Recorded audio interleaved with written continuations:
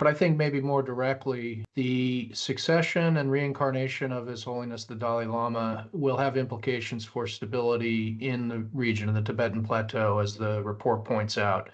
There could be issues associated with internal stability in China, as the Dalai Lama and his middle way approach have been a moderating factor on extremist views inside Tibet and those that might be inclined to take up violence.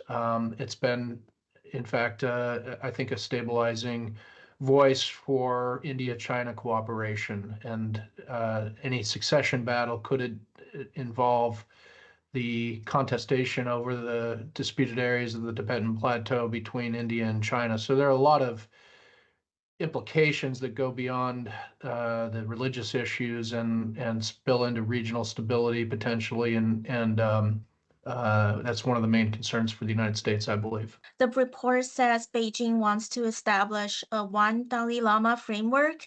What do you expect China to do to influence the secession and gain international recognition?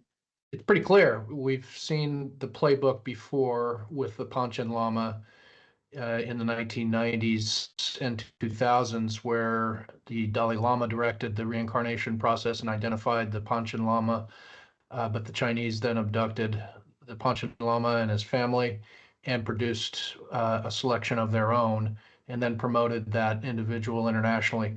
It still reverberates today. There was a very recent incident of the Chinese selected Panchen Lama trying to attend an international conference on behalf of Tibetan Buddhism, which of course was ultimately rejected by the hosts. But I think we know what they're going to do. They've been very clear about they enjoying the legal authority and purview over this selection process, and we saw them do it with the Panchen Lama.